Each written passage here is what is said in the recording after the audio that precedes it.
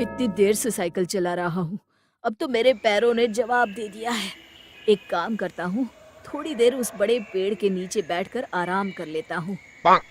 फिर दीपक एक बड़े से पेड़ के नीचे बैठकर आराम करने लगता है। देखते ही देखते उसकी आंख लग जाती है। तभी अचानक जोरदार आवाज से उसकी आंखें खुल जाती है और वो देखता है कि एक भयानक सी दिखने वाली चुड़ैल उसकी साइकिल लेकर भाग रही है। अरे मर गया! अरे ये चुड़ैल तो मेरी साइकिल लेकर भाग रही है। अरे कोई तो मेरी साइकिल बचाओ! फिर एक दिन दो औरतें उस जंगल से गुजर रही होती है। आज तो हमें बाजार से लौटने में बहुत देर हो गई। हाँ, तुमने सही कहा। आज भी अगर मैं देरी से घर पहुंची तो मेरा पति तो बहुत नाराज हो जाएगा। तभी उन दोनों औरतों के पीछे से चुड़ैल उड़ती हुई आती है और दोनों की चोटी एक साथ काट लेती है। ओह, मेरी चोटी! अरे मर गई रे! अरे तेरा नाश पिटे! हमारी चोटी काट कर ले गई। अब तो हम किसी को मुंह दिखाने लायक नहीं रहे।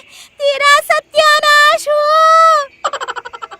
देखते ही देखते गांव में उस चुड़ैल का डर चारों ओर फैल जाता है। एक दिन रमेश अपनी पत्नी के साथ उस जंगल से गुजरते हुए अपनी पत्नी से कहता है, अरे भाग्यवान, क्या कर रही हो?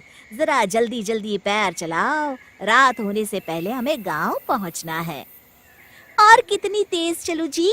आप तो हर वक्त बस मुझे डांटते ही रहते हैं। तभी वो चुड़ैल उड़ती हुई आती है और रमेश के बाल पकड़कर हवा में उसे उड़ा कर ले जाती है। अरे मर गया रे! अरे चुड़ैल तो मुझे कहाँ लिए जा रही है?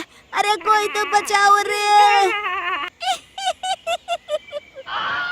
हाय, मेरे पति को चुड़ैल उठा कर ले जा रही है। कोई मेरे पति को बचाओ!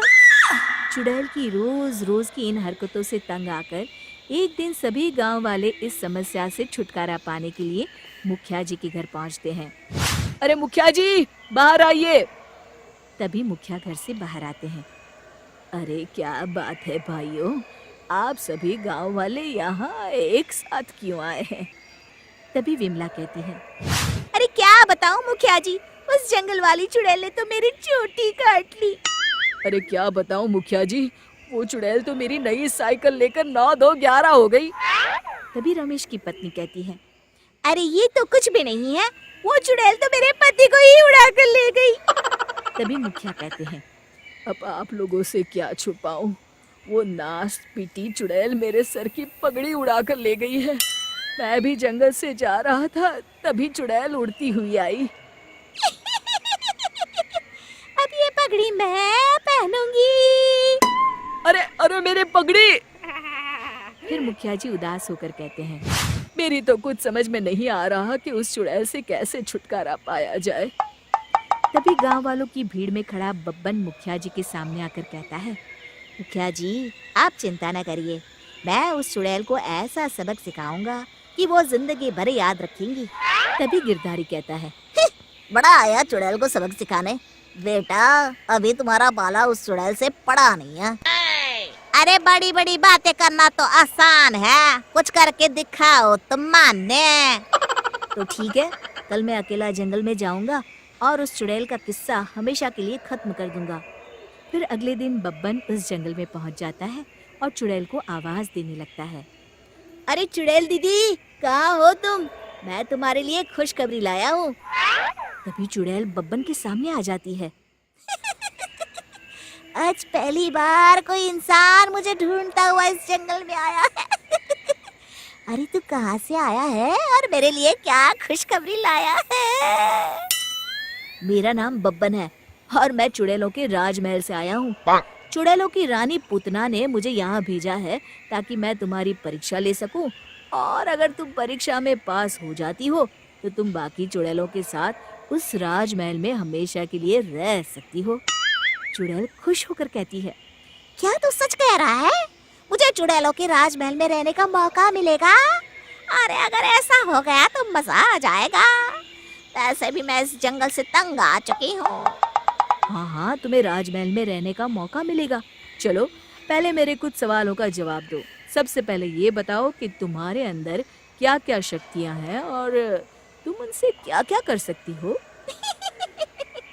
मैं गायब हो सकती हूँ, बड़े बड़े हाथियों को हवा में घुमाकर फेंक सकती हूँ, और इतना ही नहीं, मैं किसी का भी रूप धारण कर सकती हूँ।